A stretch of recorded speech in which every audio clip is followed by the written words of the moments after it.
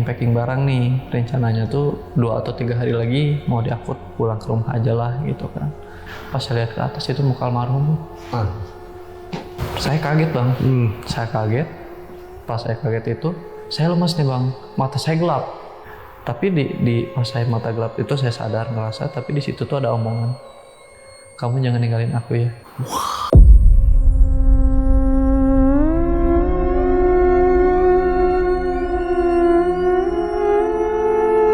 Saya tuh naiklah ke lantai 3 nih bang, pengen ngopi lah. Di gudang ini tuh ada yang manggil, Ki. Tapi saya enggak, suara ini suara almarhum. Ki. Suara itu makin dideketin, itu ke arah gudang. Pas lihat ya ke arah gudang, dinyalain lampunya, ternyata almarhum. Tapi posisinya udah jadi pocong.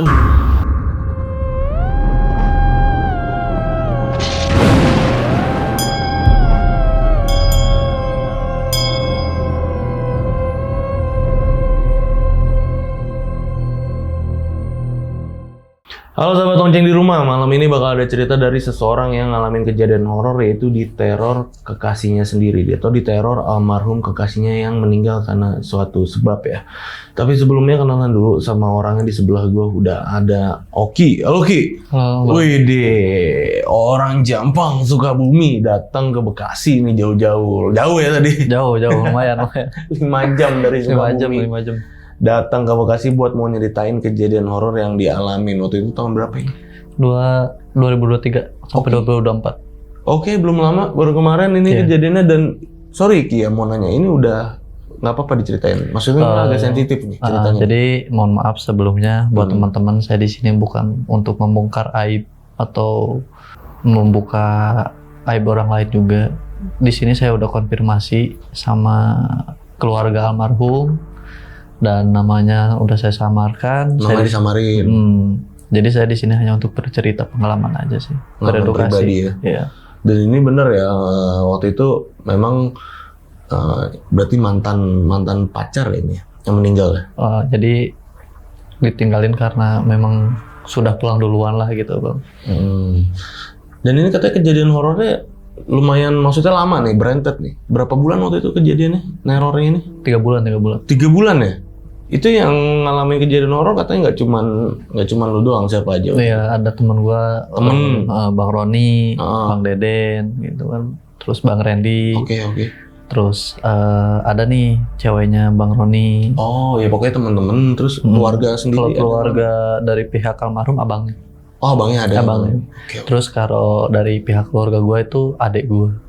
Oke, nanti bakal diceritain juga ya pokoknya lengkapnya sampai penyelesaiannya gimana nih, sampai ya ternyata memang ada jalan keluarnya ternyata ya, biar ini tuh nggak neror terus. Dan sampai kemana katanya? Sampai kasarnya ke Banten. Jauh-jauh, iya ke Banten kan, padahal di Jampang banyak, ini sampai ke Banten juga. Iya, ya, karena penasaran bang. Karena di sini mungkin reaksinya sama-sama aja gitu. Iya. Makanya pengen nyobain orang jauh nih. Gitu. Karena alhamdulillah hasil mungkin emang Allah udah ngarahin ke situ, jalannya alhamdulillah.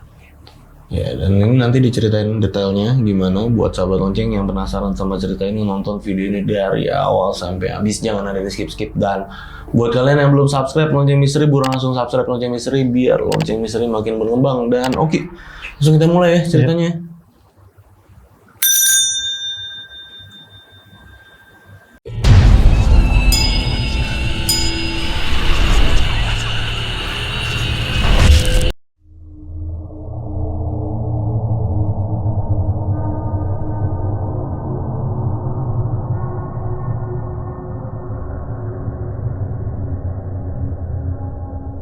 Jadi awalnya tuh saya tuh kenal sama satu cewek bang. Kenalnya itu di tahun 2023. Terus kayak baru masih bahasanya masih PDKT lah gitu kan. Akhirnya di tahun 2023 ini kita tuh ngejalanin hubungan bang. Ya kita sering jalan bareng, apa-apa bareng gitu kan. Terus yang ada kendalanya tuh dari pihak keluarganya bang. Jadi pihak keluarganya tuh dari hubungan kita ini yang udah berjalan sekitar 4 bulanan, si keluarganya itu nggak ngedukung. Oke. Karena restuin ya. Karena kan kita sering main dari sore pulang malam. Kadang kita nggak pulang 2 hari gitu kan, karena ya kadang si cewek itu nginep di saya gitu kan. Jadi si orang tuanya itu ngomong lah gitu kan, ngomong secara langsung. Jadi ya kalau misalkan seandainya emang mau serius, ya udah nikahin aja gitu kan. Karena di situ, karena nikah tuh bukan modal kecil Bang ya, bukan modal yang kecil. Tapi si orang tuanya itu kalau misalkan emang kesanggup, ya udah mendingan udah aja, karena dipikir-pikir katanya ini hubungan bukan hubungan yang sehat gitu kan. Jadi nggak tahu batasan waktu gitu kan, terus main tuh nggak tahu aturan jamnya pulang harus jam berapa. Kamu tuh kan bawa anak cewek nih gitu kan, anak orang. Kenapa kok bisa pulangnya malam gitu, kenapa? Ya biasanya anak muda lah Bang. Oh, jadi bandel ya dulu. Jadi dia tuh kan kerja, terus saya juga kan pas itu tuh kerja gitu kan, jadi kerja. Nah si keluarganya ini tuh jadi ngekang ke ceweknya. Boleh dibilang namanya tuh Lisa. Oke. Jadi Lisa ini tuh dikekang sama abangnya supaya nggak deket sama saya lagi. Semua keluarganya tuh nggak ada respect. Akhirnya Lisa ini mutusin kabur dari rumah nih sama saya. Jadi pas pulang kerja itu kita janjian di satu tempat. Kita makan, kita ngobrol. Terus kita dipikir-pikir kalau misalkan emang mau kabur dari rumah nggak bisa jauh juga, karena kan emang kerjaan. Akhirnya kita mutusin buat ngekos bareng nih, tapi kosannya tuh kosan yang bebas. Nah kita tuh staycation bareng, udah jalan 3 hari, abangnya ini tuh nyariin Bang, sampai nyamperin ke rumah saya. Nah terus gak lama kemudian kan otomatis orang tua saya tuh nelpon ke saya kan, nanyain bahwa kamu sama Lisa enggak gitu kan. Awalnya kan saya bilang enggak, mungkin di rumah temennya. Nah Lisa ini kontekan lah sama temennya, kalau seandainya keluarganya Lisa nanya itu bilang aja bareng-bareng sama, jadi ada sahabat dekatnya namanya Amel lah, bilang aja sama Amel lagi bareng gitu kan di kosan.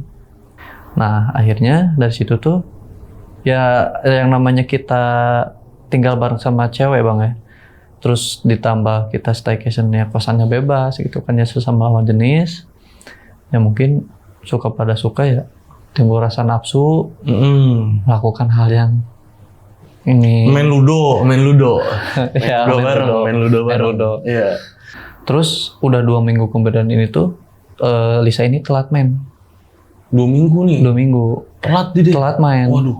Terus ini gimana gitu kan, nyobalah saya di test pack nih. Di test pack, pas di test pack ini masih samar-samar. Terus saya coba nenangin, mungkin ini telat gitu kan.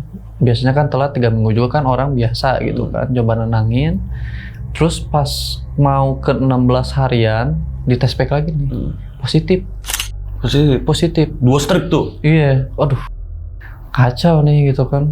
Terus ditambah kan ya gaji gua masih pas-pasan kan Bang. Mau nikahin anak orang gimana gitu kan. Akhirnya dari situ ke rumah saya Bang. Kita ngobrol sama orang tua. Terus saya ngomong ke orang tua mah, ya walaupun itu tuh yang ngomongnya teman saya ya, ngedampingin. Jadi teman saya yang ngejelasin, namanya Roni. Jadi Roni ini ngejelasin, jadi kronologinya waktu itu gini-gini nih, gitu kan gini-gini. Dari situ orang tua nangis. Kebesokannya si orang tua datang ke rumahnya Lisa, tapi tanpa saya sama Lisa, gitu kan. Lisa ini jadi ngambil cuti terus tinggal sama orang tua saya. Oh tapi emang Lisanya ini lebih emang nggak mau tinggal sama orang tuanya ya, lebih ke kayak ya, keluarganya lebih ke ini ya. Jadi kan kurang gitu ya. Keluarganya tuh jadi keras Bang. Jadi kalau apa-apa tuh kadang dengan walaupun hanya ucapan, kadang kan cewek gak bisa dibentak Bang ya. Iya. Jadi mungkin sering dibentak gitu kan, jadi nggak nyaman. Iya, si Lisanya juga jadi kabur. Betul. Nggak jadi malas tinggal rumah. Iya. Nah akhirnya Lisa ini udah boleh dibilang positif hamil lah gitu kan. Nah terus saya itu kan sorenya tuh kayak ya selayaknya seorang ibu hamil tuh apa aja sih keperluannya gitu kan. Nah tiba-tiba pas orang tua saya pulang dari rumah Lisa ini, di mobil tuh yang turun tuh ternyata sama orang tuanya sama abangnya. Datang ke rumah. Pas pertama datang tuh kaget bang, kaget aduh gitu kan. Tapi kan yang bikin ternyata ada orang tua gitu kan, nggak mungkin macem-macem juga gitu kan. Lalu kemudian abangnya tuh nyamperin, ngambil narik baju gini, nampar. Lu cowok ini gitu lah dengan bahasa kasar gitu ya. Ya saya terimain karena saya salah gitu kan bang. Saya terimain, terus saya bilang kalau seandainya emang mau kasar ke saya aja, jangan ke Lisa. Lisa kondisinya lagi hamil gitu kan. Dari situ abangnya ditenangin lah gitu kan, ada omnya Lisa lah ya, omnya Lisa ditenangin. Terus kita akhirnya ngobrol, nyari jalan keluarnya. Lisanya ditanya dulu, kamu dipaksa nggak, masih oke gini-gini gitu bang. Kalau dipaksa ngomong, kamu dipaksa kamu. Tapi Lisa ini ngomong, emang kita ngelakuin sama-sama mau. Iya, suka sama suka. Iya. Akhirnya di situ kita ada jalan keluar, keputusan kita ngerencanain buat nikah siri. Nikah siri? Nikah siri gitu kan. Tapi kita kalau nikah siri itu kan kalau menurut orang sana tuh kan harus setelah melahirkan baru nikah ya. Iya, lagi hamil nggak boleh nikah. Makanya nungguin lahiran dulu kan. Nah jadi Lisa ini masa cutinya tuh udah habis dan keluarganya pun yang di rumah udah kasarnya udah gak mau nampung Lisa. Karena ada omongan malu lah sama tetangga, inilah itulah gitu kan. Akhirnya tinggal ngekos lagi nih bareng-bareng lagi gitu kan. Ngekos bareng-bareng lagi.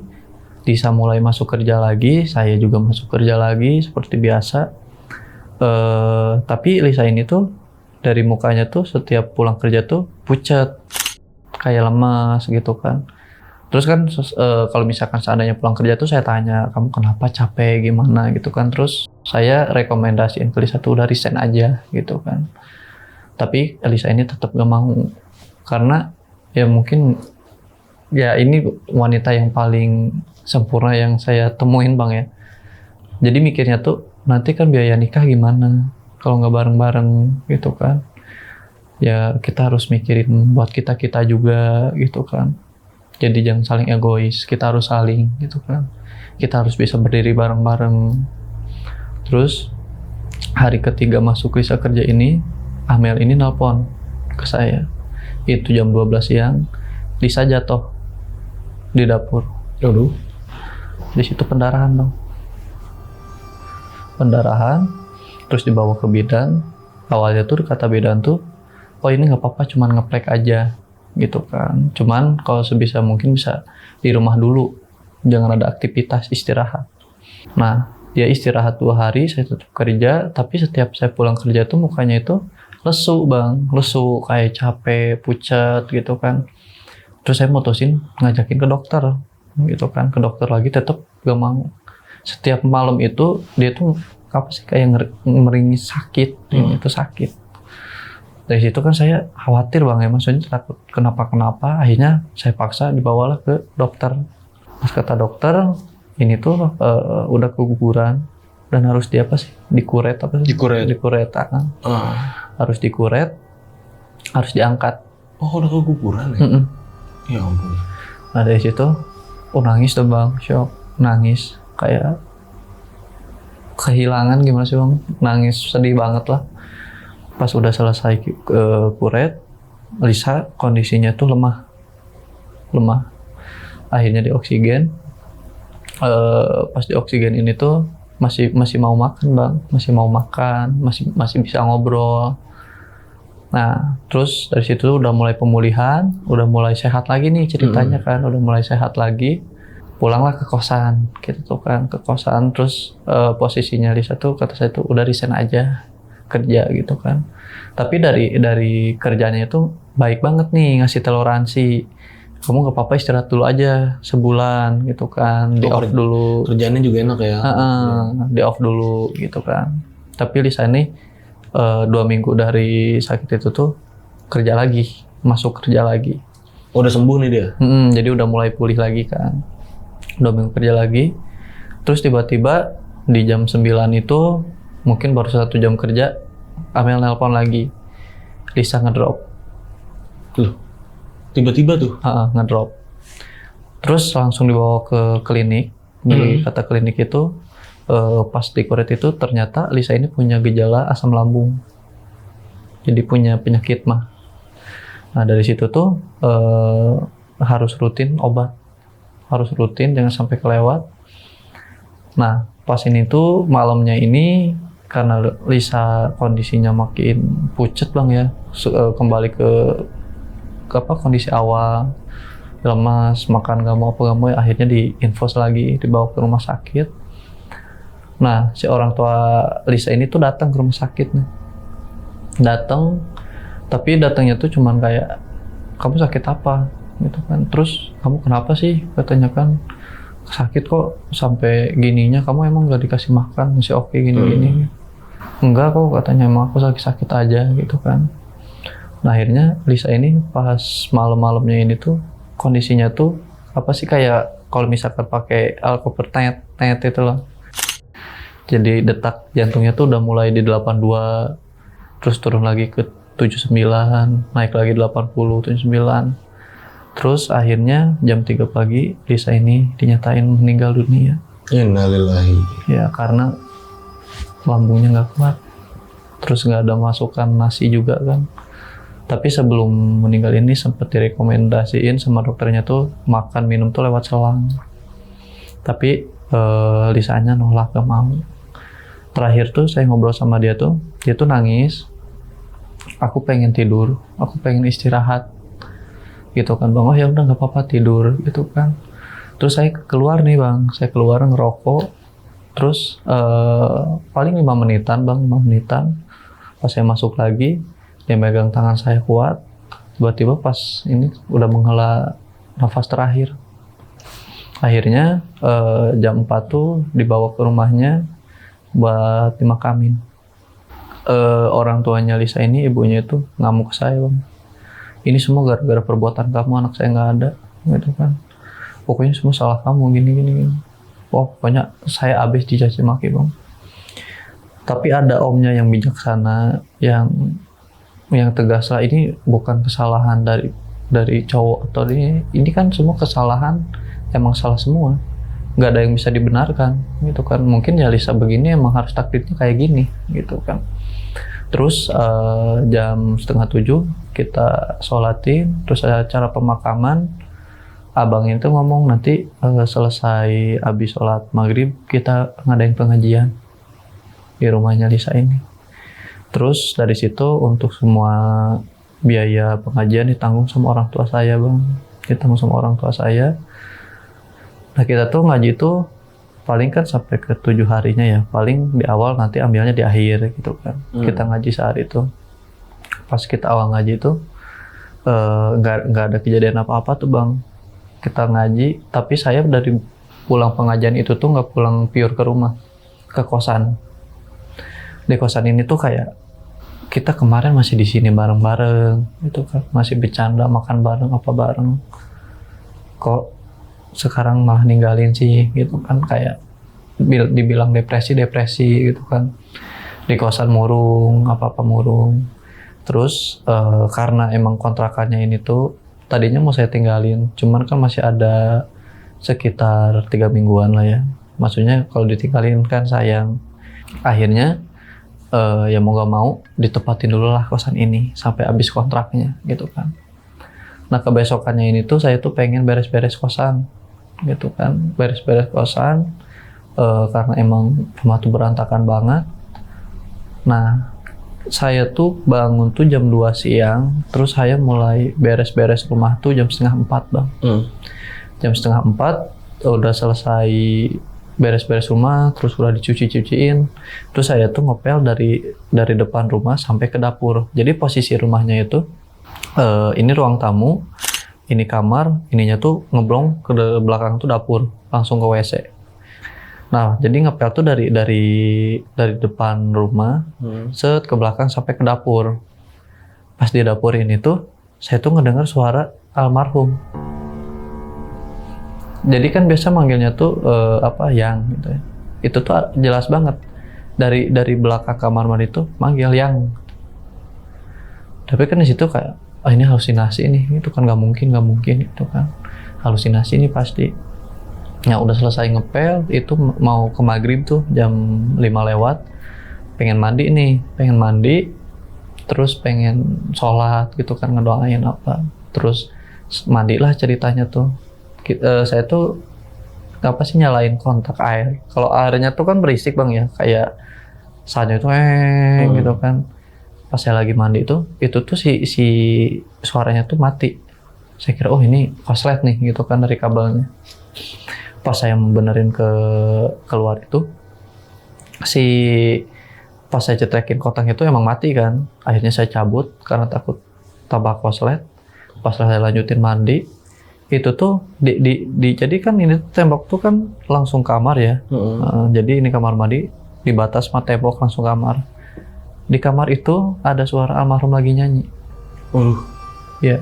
Jadi kan kalau almarhum dulu, kalau misalkan beresin baju atau misalkan beresin make upnya dia tuh sambil nyanyi. Tapi nyanyinya itu nggak jelas, cuma gitu kan. Saya kaget tuh bang, yang lagi mandi gini, tiba-tiba spontan kayak patung. Ini apa nih gitu kan? Akhirnya saya tuh buru-buru dianduk, saya lihat ke kamar nggak ada apa-apa bang. Ini halusinasi nih, mungkin karena ingat sampai kasarnya ke bawah halusinasi apa gitu kan. Nah dari situ teman saya datang nih, si Roni ya mencoba menghibur lah gitu kan, udah jangan sedih, yaudah kita main game lah bareng, mabar gitu kan. Pas kita lagi mabar ya bang, asik-asik nih, tiba-tiba si Roni ini tuh ngecilin volume, coba bentar lu kecilin volume dah, ini jangan ini gitu kan, ini lagi main asik gitu kan, kecilin lu, sampai diambil kecilin sama dia, lu denger nggak? Apaan sih gitu kan. Ternyata ini tuh kan rumahnya tuh kan 4 pintu ya, jadi yang satu yang kedua itu ada yang ngisi, yang tengahnya kosong, yang tengahnya pintu saya. Nah di ruangan kosong ini tuh ada suara yang kayak ngeringis nangis. Gitu kan. Kita masuk ke kamar bang tanpa aba-aba bang, kunci kamar gitu kan, lu denger gak? Denger gitu kan jelas. Nah di situ kontak teman satu lagi, ada namanya tuh Deden. Kontak suruh ke sini gitu kan, sini gitu kan, ngopi kosan. Nah pas nyampe ke sana tuh tiba-tiba ya biasalah ya namanya temennya ngopi gitu kan. Pas kita tuh gak cerita dulu nih sama Deden kejadian kan, karena takutnya dia jadi bikin takut, kita juga jadi ikutan takut lagi nih gitu kan. Akhirnya kita main game, kita ngelupain yang tadi. Tiba-tiba di dapur ini pintu WC itu suaranya ada yang ngebanting bang, jadi kalau logikanya pak ada angin dari mana? Soalnya ventilasinya tuh cuman dua biji gitu, terus nggak terlalu gede juga. Ini siapa yang nginin pintu gitu kan. Terus kalau Deden kan orangnya boleh dibilang cukup pemberani. Wah ini angin ini katanya kan, itu dari situ tuh katanya kan, ini angin kan lagi gede. Nah dari situ tuh turun hujan bang, hujannya yang nggak terlalu gede banget, jadi kayak hujan nanggung gitu kan. Nah si Roni ini tuh masak mie bang di dapur nih ceritanya kan. Kita tuh saya sama si Deden tuh lagi nonton bareng lah gitu kan di ruang depan tuh. Si Roni lagi bikin mie, tiba-tiba si Roni ini tuh dari dapur ke depan tuh mukanya tuh kosong. Terus ditanya kan, lu kenapa? Nggak apa-apa, katanya kan nggak apa-apa. Jadi dia tuh nggak cerita kan. Nah akhirnya kita tuh si Roni tuh udah bikin mie tapi ngajakin ngumpulnya tuh di dalam kamar. Dan ditutup pintunya, katanya udah di sini aja lah gitu kan. Terus kita tuh kayak minum udah dibawa, sediain nyetok di dalam kamar biar gak keluar lagi kan. Nah kita lagi asik main Mobile Legends nih bang. Nah pacarnya si Roni ini tuh karena dia tuh lagi sibuk magang, jadi dia tuh HP-nya tuh kan jarang aktif ya. Nelpon ke si Roni, kita lagi asik main game nih. Ya namanya cowok kalau misalkan ditelepon pasti marah dong, lagi asik-asiknya main game. Iyalah. Terus nelpon, akhirnya diangkat, apaan sih gitu kan. Ini katanya si Lisa datang ke rumah. Itu di loudspeak bang posisinya. Deden sama dia langsung. Kita saling lihat-lihatan. Kapan? Barusan, katanya baru pulang tadi. Serius? Iya.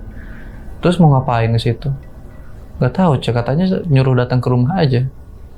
Jadi dia ini datang ke rumah ceweknya Roni, nyuruh datang ke rumahnya. Dia ceweknya Roni ini nggak tahu dong? Nggak tahu, karena kan dia kan magang ya. Terus karena magang, HP-nya tuh terbatas.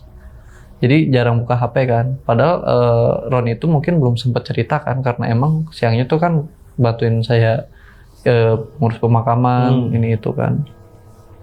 Nah, si ini tuh nelpon ceweknya Roni itu. Ini katanya tadi kesini. Oh, dia belum tahu? Belum tahu. Terus akhirnya Roni itu ngomong di telepon. Sebenarnya tahu nggak? Dikirimin lah. Nih, bisa lo meninggal. Kapan meninggal? Tadi kemarin siang. Kemarin dikuburin jam 6:30. Ini fotonya, gitu kan. Dia kaget. Lah terus tadi yang kesini siapa? Iya. Yang kesini siapa? Jadi emang di saat ini tuh sering main ke rumah ceweknya Roni. Ke kosannya gitu kan. Akhirnya pas kita udah tahu cerita ini, kita tuh ngumpul di kafe lah. Nah, si Roni itu cerita pas kemarin dia dari dapur itu, dia itu kan jadi si dapur tuh ada kaca sekotak itu bang ya, buat kayak misalkan asap keluarnya ke situ. Dia tuh ngelihat mukanya Lisa di kaca itu tuh. Nah, tapi si Roni ini tuh kayak mau teriak nggak bisa, mau lari nggak bisa, gitu kan. Jadi cuman bisanya gini aja kan, jadi kayak apa ya, kayak terpaku aja gitu kan, jadi nggak bisa ngapa-ngapain. Akhirnya berani nyamperin ke kita gitu kan, tapi dia gak berani cerita karena kejadiannya di situ gitu kan, dan baru juga terjadi, jadi gak berani nyeritain. Makanya katanya gue ceritain di sini nih. Dari situ Deden sama Roni gak berani main lagi ke kosan bang, karena ada kejadian seperti ini. Iya. Nah, saya kan mau gak mau ya tetap di sini itu kan, karena kontraknya sayang nih gitu kan, masih lumayan lama. Terus saya juga kerjaan deket. Akhirnya saya selama 2 hari tetap nih tinggal di situ, tapi gak ada gangguan bang. Cuma pas hari ketiganya saya pulang kerja tuh jam 10:30. Saya capek, ngopi, terus mandi kan. Nah, pas mandi ini saya sholat bang. Pas sholat ini, jadi kan di kamar tuh kan sempit bang ya. Jadi saya tuh sholat tuh di ruang depan nih, kayak ruang tamu gitu kan. Jadi ke belakang itu ngeblong dapur. Oke. Nah, jadi saya ngebelakangin dapur posisinya. Nah, pas saya sholat itu, pas Allahu Akbar gitu kan, itu di belakang tuh kayak ada yang ngikutin bang. Kayak ada yang ngikutin. Gitu kan. Itu maksudnya kayak ada angin kerasa gitu bang. Terus pas yang saya rasanya itu di belakang tuh, pastilah bang kalau misalkan kita lagi sendiri terus di belakang tuh kayak ada orang, pasti kan kita tuh ngerasa ya. Iya. Ngerasa kayak ada orang. Tapi saya tuh di situ tetap khusyuk sholat, pengen ngelarin dulu sholat. Pas saya udah tahiyat, pas tahiyat akhir, saya tuh gak berani ngadep kiri kanan bang, karena kan walaupun gini pasti kelihatan kan ke belakang. Makanya saya pelan gini gitu kan. Nah, dari pandangan sisi itu walaupun kelihatan di belakang tuh ada yang pakai mukena bang. Aduh. Iya, ada yang pakai mukena. Aduh, kata saya ini apa lagi gitu kan. Nah, tapi saya dari situ pengen karena penasaran. Tapi di hati takut gitu kan bang. Tapi gak mungkin nih dia kayak gini terus. Akhirnya ngeberaniin diri ngelihat ke belakang, itu gak ada apa-apa bang. Oh, udah hilang. Udah hilang, gak ada. Nah dari situ akhirnya halusinasi nih, suges gitu kan. Akhirnya masuk ke kamar, pengen tidur nih. Jadi saya tuh kalau misalkan tidur tuh harus ngedengerin musik. Nah kalau misalkan kita pakai earphone tuh kan ya yang kedengeran tuh cuman musik ya. Jadi kan takut ya, jadi selimut tuh ditutup semua tuh sebadan kan. Tapi kan kalau misalkan lampu nyala tuh walaupun pakai selimut tipis tuh kan kayak kelihatan ya ada yang lewatin itu. Nah saya tuh buka mata terus ngedengerin musik, tapi di depan saya tuh kayak ada bayangan lagi kayak beres-beres di kamar. Iya.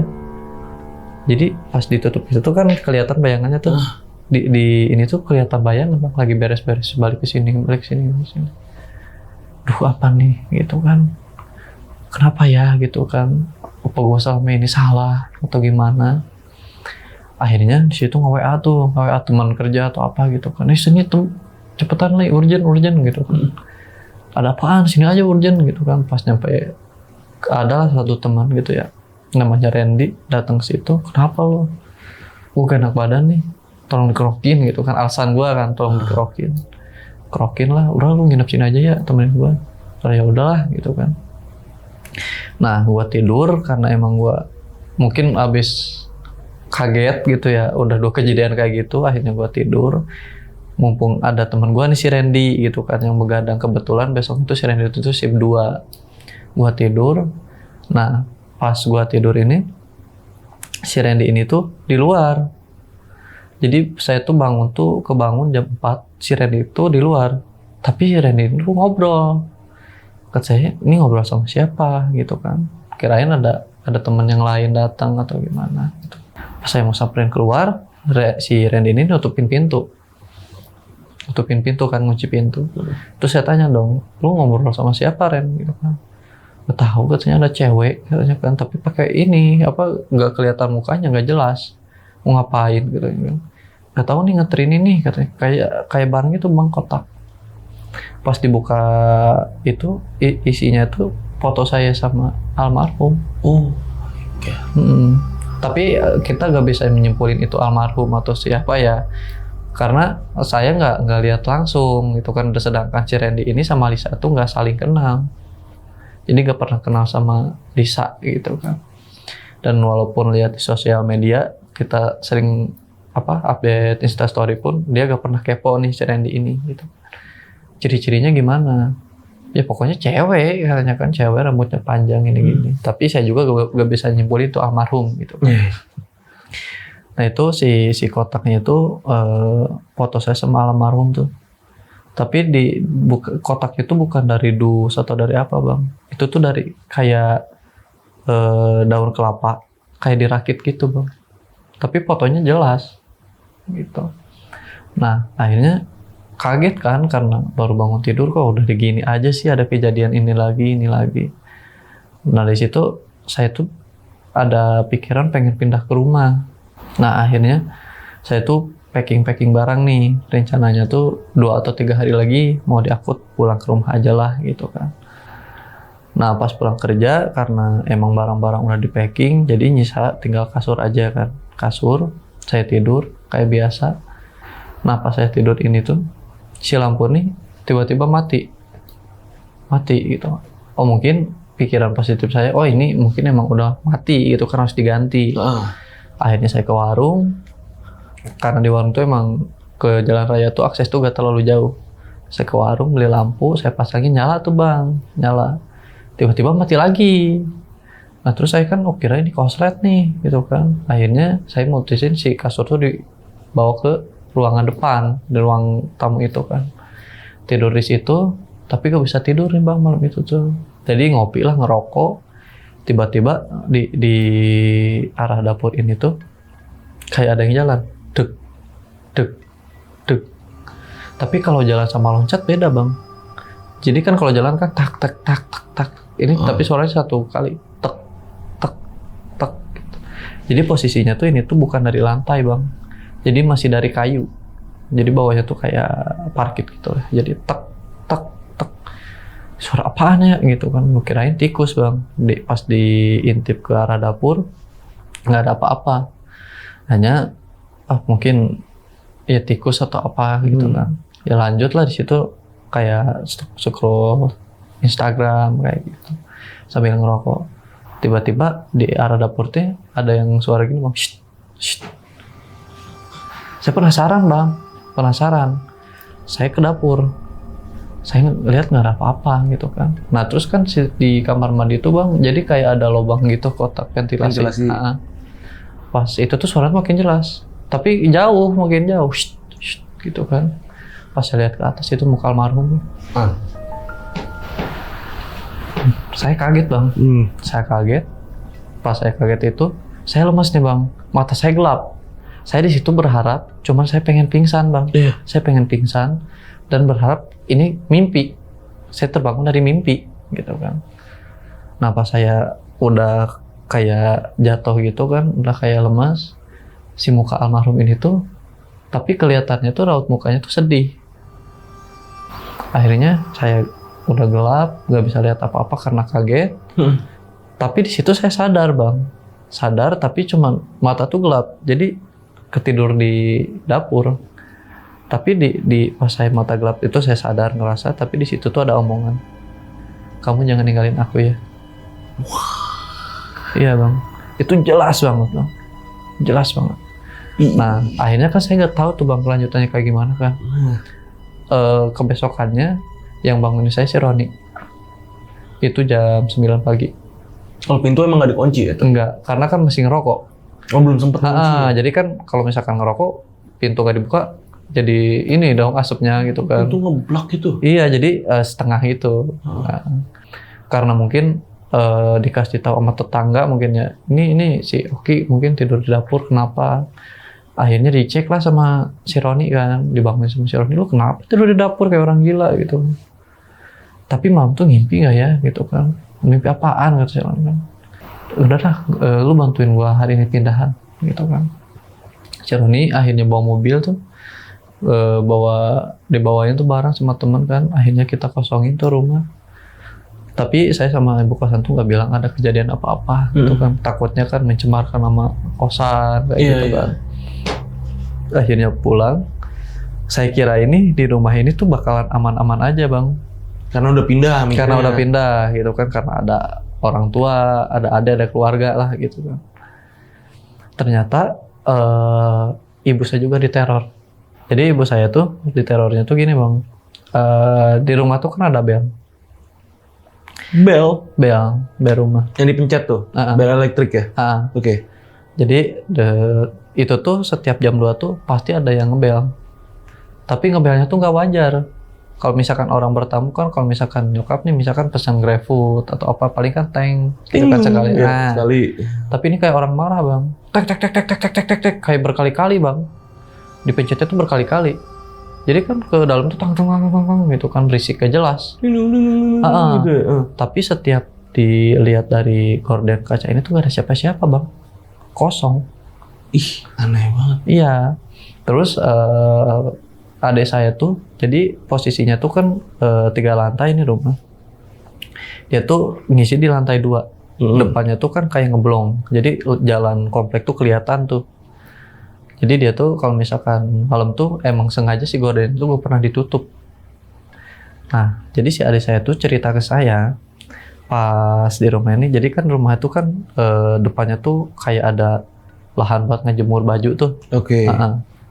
Dia tuh ngelihat almarhum jalan di kaca ini. Jalan. Tapi adik saya tuh sama, maksudnya kayak dia nggak bisa ngapa-ngapain, jalan. Tapi sambil ekspresi wajahnya tuh senyum. Pakai baju apa? Cerita nggak? Kalau pakai baju merah. Itu baju almarhum terakhir pas di rumah sakit. Masih baju itu. Itu jalan, tapi almarhum mukanya ini. Ih. Karena emang almarhum Lisa ini sama adik saya itu main deket, akrab gitu kan. Kalau kemana-mana jalan bareng, apa bareng. Ternyata dia juga diteror. Akhirnya nyampe lah ceritanya, singkat cerita, ke 40 harinya nih bang. 40 harinya almarhum. Nah saya ngobrol sama abangnya. Saya tuh pengen ngobrol sama orang tuanya, tapi gak enak tentang almarhum ini. Iyalah. Tentang teror ini kan. Akhirnya saya ngobrol sama abangnya. Bang, mohon maaf nih sebelumnya. Tapi bukan saya aja, bukan Oki aja gitu kan. Ada beberapa teman juga. Jadi almarhum ini sering neror gimana katanya.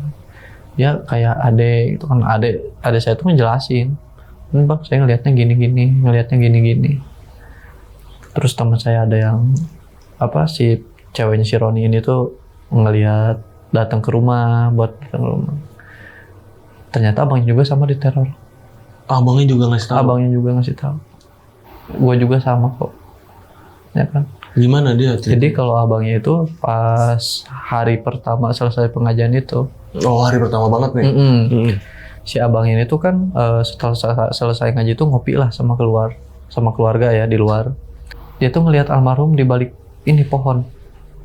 Tapi udah pakai baju putih semua. Oh, bukan merah. Bukan merah. Udah ngelambai-lambai tangan. Nah abangnya tuh di situ nangis katanya. Kan gue nangis ngeliat adek gue. Terus pas abangnya cerita kayak gitu, loh berarti sama abangnya. Iya, gue juga sama. Gitu kan. Terus pas abangnya pengen ke kamar mandi, jadi WC-nya dia tuh apa ya, belum jadi lah. Jadi keluarnya tuh masih kelihatan gitu kan. Pas dia pengen buang air besar tuh nyium aroma, itu busuk banget. Jadi dikira abangnya almarhum ini mungkin ada bangkai tikus nih gitu kan, harus dibuang nih biar ini gitu kan. Pas dia selesai udah bersih-bersih, dia tuh nengok nih nyari-nyari bangkai gitu kan. Ternyata pas dilihat tuh almarhum jadi di atas. Jadi kan posisinya kan ini kamar mandi, atasnya tuh kayak kebun gitu kan. Itu tuh adanya tuh ada almarhum tuh. Nah kita tuh kan kayak apa ya, kayak penasaran nih, maksudnya yang di dunia ini tuh apakah ada yang ketinggalan atau misalkan ada apa ya, hal yang apalah gitu kan. Akhirnya saya ini datanglah ke orang yang paham. Saya nanya, saya ceritain semua, terus kata si orang ini tuh, kamu coba aja mandi, nanti saya kasih airnya, tapi nanti mandinya pas malam Jumat aja. Jadi itu tuh kayak dikasih air sebotol segini bang. Nunggulah tuh 2 hari ke hari Kamis kan. Saya mandi tuh harus jam 11. Saya mandi jam 11. Terus disuruh bakar apa ya, dupa kayak gitu. Terus suruh bikin kopi pahit. Terus harus apa, lisong kalau sih, lisong. Tahu. Buat lisong dibakar gitu. Terus kan kalau saya maksudnya percaya gak percaya ya, cuman pengen kayak penasaran hasilnya tuh seperti apa gitu kan. Nah dari situ tuh udah hari itu gak ada gangguan nih. Kena dalam hati, ini orang hebat juga gitu kan. Tapi pas hari kelima saya mimpi almarhum. Almarhum tuh ngomong, kamu jahat, kamu ninggalin. Ya, kamu jahat, kamu ninggalin. Nah saya kan kayak dari bangun mimpi itu berpikir saya jahat apa gitu kan. Terus saya nyakitin dia di mana gitu kan. Nah dari situ terus aja jadi nyari nih dalam diri kesalahan kita gitu kan. Ternyata saya tuh pas hari ketiga almarhum nggak ada, saya tuh sempet diajakin sama teman buat karaoke. Jadi teman tuh niatnya tuh, udah lu jangan stres mulu, yuk have fun dong, bisa. Main gitu. Ayo have fun. Nah temen tuh nyewa LC. Nyewa LC. Tapi ya kalau gue pribadi nggak maksudnya nggak gimana gitu kan. Maksudnya emang keadaan gue masih sedih bang. Gue nggak mikirin LC cantik gini, enggak gitu kan. Paling gue cuma minum. Nah pulang dari situ tuh kita tuh di mobil bertiga tuh emang kita tuh ngerasa ada yang aneh bang. Di mobil bertiga siapa aja nih? Sama saya, Roni, Deden. Pokoknya kita partner nih. Nah, yang nyetir tuh kan Roni. Saya duduk di depan, Deden ini belakang. Di belakang ini tuh, di kursi paling belakang, baris ketiga, itu tuh kayak ada yang putih gini nih bang. Kayak baju lebar. Tapi dipikir kan ini mobil si Roni ya. Udah mobil pakaian pribadi gitu kan. Nggak pernah ada ngegantungin meja di ini gitu kan. Nah kita tuh nemu tanjakan bang. Ya namanya gini lah bang logikanya, mobil nanjak nih, bagasi buka sendiri. Gitu kan. Mungkin tadi kurang kencang gitu kan. Tapi masa sih? Tapi kita gak ngerasa buka bagasi karena kita gak bawa barang bang. Iya. Si bagasi pas tanjakan ini tuh ngebuka. Kita tuh maksudnya pengen ngebenerin tuh nanti aja kalau udah selesai tanjakan nih gitu kan. Belum selesai tanjakan itu pintu nutup lagi, cepret. Oh kebeneran kebuka ya? Iya, itu nutup lagi, cepret. Si Roni nyetir spion ini yang tengah itu balikin gitu bang. Si Deden yang duduk di tengah loncat ke depan bang. Berdua duduk sama gue. Kita saling takut. Itu si Roni bawa mobil udah gak kontrol bang. Akhirnya di situ pas pertigaan kita tabrakan. Aduh. Di mana, pertigaan mana? Ada di salah satu jalan lah ya. Di Sukabumi. Jadi pas itu tabrakan tuh bang. Dan posisinya ibu-ibunya tuh kepalanya tuh jadi jatuh, dia di pertigaan, jadi jatuhnya miring, nyerong. Nah pas jatuh itu si kepala itu jatuh duluan, jadi kelindes ban belakang. Iya. Jadi pendarahan. Akhirnya kita berhenti, dibawalah ke rumah sakit. Rumah sakit ini awalnya nggak bisa nerima, harus dirujuk ke rumah sakit yang gede. Oh karena udah parah tuh. Karena udah parah. Ibunya tuh. Langsung masuk ICU. Akhirnya datanglah Polsek Laka tuh. Iya. Laka Lantas. Diinterogasi, dicek mobil gitu kan, dalam keadaan mabok atau enggak. Kebetulan kita pulang dari karaoke nih. Mabok. Mabok gitu kan. Tapi si Roni dari mabok itu sadar, langsung kaget mungkin. Pasti sadar. Sadar, kaget. Iya. Terus pas udah gitu tuh diinterogasi, mobil STNK semua ditahan, dibawalah di Laka Lantas. Ditahan ya semuanya. Kita nginep tuh sehari buat BAP. Keluarga pihak korbannya alhamdulillahnya tuh nggak nuntut. Nggak nuntut. Justru dengan lu tanggung jawab, lu nolong ibu gua ke rumah sakit, gua berterima kasih. Tapi ganti rugi? Ganti rugi. Untuk biaya awal itu harus langsung masuk ICU. Harus ngadain sekitar uang 11 juta. Oke. Untungnya si Roni, gua cuma patungan ada nih gitu kan. Sampai kalau si Dede sampai kasar sampai pinjol bang. Sampai pinjol kan. Yang penting keberesin dulu nih gitu kan. Nah ternyata selama ini tuh mungkin ini yang menurut almarhum tuh gue salah tuh ini gitu kan. Gue main cewek malam mungkin pikiran gue nih, makanya sampai neror sana sini. Terus dari kejadian itu tuh si Ron itu ngomong, ini nih yang neror almarhum kan ya. Gue emosi dong, sontak emosi, maksudnya kenapa nuduh ke almarhum nih gitu kan. Kenapa nuduh almarhum nih gitu kan, emangnya almarhum terus nih yang kayak gini gitu kan, bisa aja kan yang lain kayak gitu kan. Terus kata ini ya gue bukan maksudnya kayak gitu kan Ki, maksudnya kan ya kita kan selama ini diteror sama almarhum nih. Nah dari situ kita tuh nyari jalan keluar, pengen tahu nih bang kenapa sih sampai bisa begini. Akhirnya saya datang lagi ke orang pinter ini yang awalnya saya datang ke situ tuh. Terus si orang pintar ini tuh ngomong, selama saya pacaran sama almarhum, ada yang ngerasa ketinggalan nggak? Kata saya apa ya? Nggak ada deh gitu kan. Ya kasarnya saya nemenin dia bareng gitu kan. Apa-apa di rumah sakit sampai menghela napas terakhir juga saya bareng gitu kan. Kamu ada yang ketinggalan nggak? Katanya tetap ngomongnya kayak gitu. Tapi ya bingung, maksudnya artinya apa nih yang ketinggalan tuh gitu kan.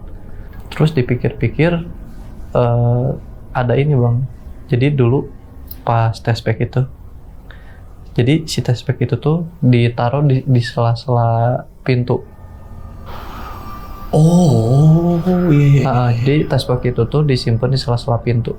Itu tuh tiga tespek kan, awalnya masih samar-samar, yang kedua masih, yang ketiganya positif tuh. Nah oh iya itu kali gitu kan. Akhirnya saya cari itu, tapi dicari udah gak ada bang. Udah gak ada. Ditambah ada penghuni baru. Nah penghuni baru ini nanya, Mas emang dulu pernah di sini? Iya dulu saya di sini. Pernah ada yang aneh gak sih? Nanya gitu ke saya bang. Yang aneh gimana maksudnya bu? Iya soalnya kalau misalkan saya di sini kadang jam 12 malam ada suara bayi. Iya, terus ada suara cewek kayak yang ketawa-ketawa tapi ujungnya nangis. Apa sih mbak ini ya yang sebelah? Pas ngelihat yang sebelah ini, ternyata yang satunya tuh pas saya pindah tuh seminggu kemudian ikut pindah. Dan yang sebelahnya itu dia tuh karyawan lah gitu kan. Dia tuh gak punya anak, gak punya apa. Jadi 2 pintu ini tuh kosong. Nah, nanya gitu kan ke saya. Oh dari situ, saya nggak tahu bu gitu kan, ya selama saya di sini nggak ada apa-apa, karena saya nggak mau ngejelekin nama kosan kan, nggak ada apa-apa kok bu. Gitu kan. Oh gitu ya mas, oh yaudah makasih. Gitu kan. Nah pas saya pulang dari kosan itu pulang ke rumah, beres-beres mandi, saya ngelamun aja di kamar kan. Itu tuh mau ke maghrib. Nah orang tua saya masuk, maghrib yang ngelamun sholat, gitu kan. Iya. Nah saya tuh naiklah ke lantai 3 nih bang, pengen ngopi lah. Jadi di lantai 3 tuh ada kamar gak kepake kosong, jadi boleh dianggap gudang lah. Gudang emang gak dilampuin gak apa. depan itu ini tuh buat jemuran terus ngeblong lah ya. Biar view-nya enak gitu. Rooftop lah itu. Di gudang ini tuh ada yang manggil Ki. Tapi saya suara ini suara almarhum. Ki, di mana nih suaranya gitu kan? Tapi saya tuh penasaran bang, maksudnya mungkin karena saya pengen nih nyobain nyamperin gitu kan. Suara itu makin dideketin, itu ke arah gudang. Pas lihat ya ke arah gudang, dinyalain lampunya, ternyata almarhum. Tapi posisinya udah jadi pocong. Ya, mukanya jadi ininya tuh udah apa ya? Keriput, pokoknya mukanya udah gak jelas. Ininya tuh matanya tuh hitam semua. Terus kain kapannya tuh kayak kalau bukan tanah yang ini ya, kayak dekil. Kalau baju misalkan udah lama seminggu gak dicuci, dekilnya gimana sih kalau putih gitu kan, kayak gitu. Tapi nggak lihat jelas sampai kaki. Jadi dia tuh ngeliatin di kaca aja. Ngeliatin gini. Tapi dia tuh senyum. Tapi saya tuh pengen nyamperin. Tapi susah. Pas saya ngeripin mata udah hilang. Dari situ saya makin penasaran gitu kan, apa sih ini sebenarnya sampai kayak gini. Akhirnya saya ke Banten. Di Banten ada orang juga yang pintar. Saya ceritain semua kronologinya kayak gini ke si Ma ini, ternyata sama. Ada barang yang ketinggalan sama almarhum. Apa ya? Mungkin kemarin tespek. Itu tespeknya ditaruh di mana? Ya pas itu di sela-sela ini. Coba tanyain, itu ada penghuni baru atau enggak? Mungkin dibuang atau gimana? Kemarin nggak sempet nanya? Enggak. Jadi kan posisinya tuh itu kayak dimasukin lagi ke wadah ininya kan, ditaruh aja di atas. Mungkin dibuang atau gimana? Saya datang lagi sama si ibunya. Oh iya, saya kemarin sempat lihat. Saya buang, dilempar ke kebun. Saya cari. Akhirnya tuh ada, walaupun udah hancur. Si dusnya tuh kan ketemu di kebun. Ada. Oke. Jadi posisi dusnya tuh udah hancur karena hujan kan. Akhirnya saya dibawa lagi. Tapi saya tuh karena capek gak langsung pure dibawa ke sana. Jadi pulang dulu ke rumah. Nah si ini tuh ditaruh di atas meja di kamar. Nah jadi posisi rumah tuh kosong nih. Orang tua lagi gak ada ke Bandung sama adik. Posisi rumah kosong. Biasanya kan ada teman-teman nih datang ke rumah ngopi apa, jam 5 ini tuh bubar dulu. Jadi nanti setelah maghrib kita datang lagi ke rumah ngumpul bareng lagi. Nah saya tuh duduklah di ruang TV kan, nonton. Si gorden tuh belum ditutup. Itu cuacanya lagi bagus bang. Itu mau jam maghrib.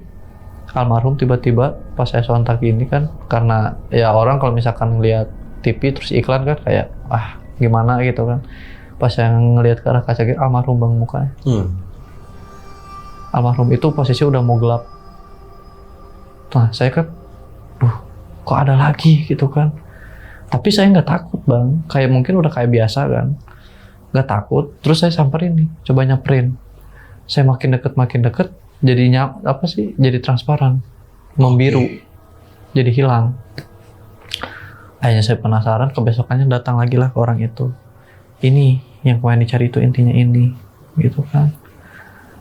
Nah terus kemarin pas dikiret, kamu kuburin nggak? Itu kan kayak darah ya. Jadi kalau misalkan masih umur 3 bulan tuh kan masih kayak darah, belum ngebentuk. Segumpel. Nah itu tuh di kuburnya tuh persis di pinggir kosan si darahnya itu. Jadi pakai kain dikubur di situ. Dan nguburnya tuh asal, nggak baca doa, nggak apa kan.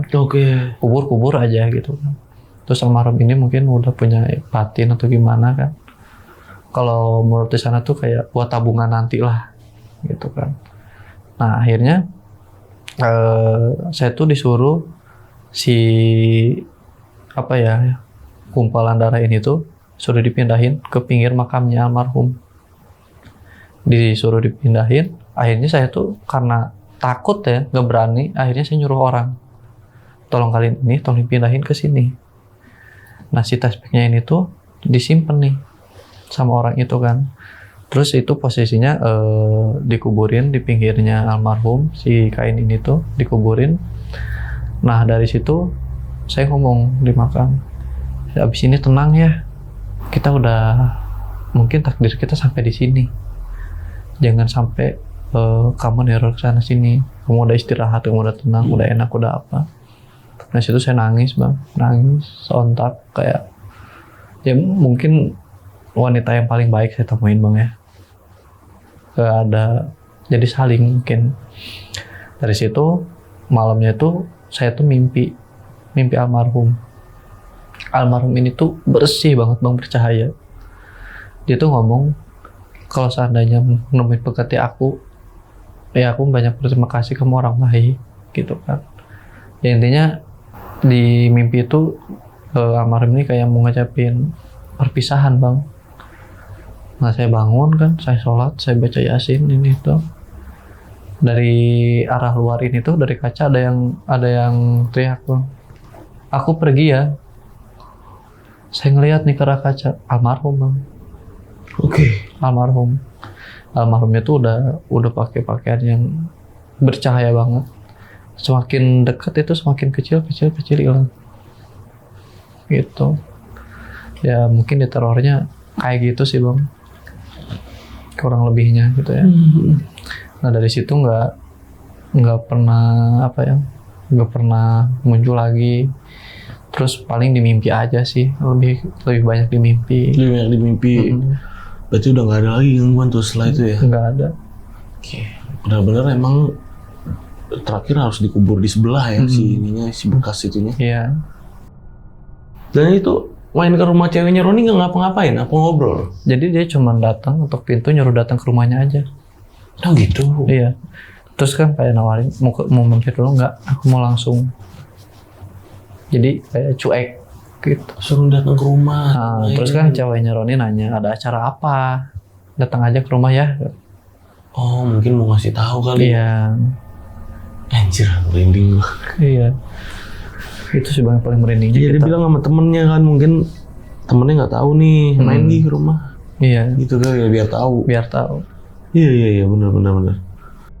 Sampai neror di jalan juga ya. Iya. Ya terjadi laka juga. Waduh. Itu ada hubungannya ya? Yang laka yang lu alamin sama gangguan horor itu ada hubungannya ya? Soalnya kan yang nyetir kan si Roni. Roni ya yang nyetir ya, bukan lu ya? Kenapa Roni bilang almarhum itu? Jadi posisinya tuh dia tuh kan ada spion tengah tuh. Dia tuh kayak ngelihat dari pandangan sininya tuh, walaupun setengah tuh itu almarhum. Dan posisinya tuh gini.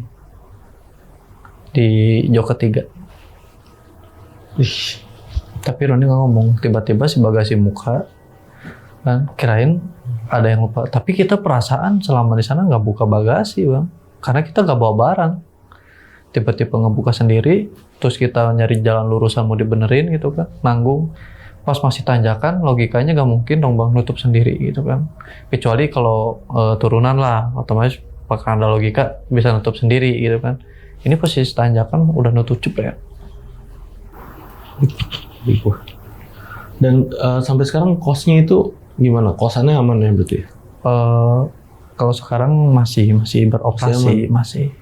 Terus hubungan lu sekarang sama keluarga almarhum gimana? Alhamdulillah baik sih bang.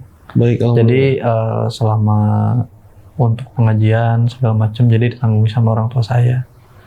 Dan udah damai juga ya? Udah damai. Jadi kita tuh ibaratnya udah jadi satu keluarga lah.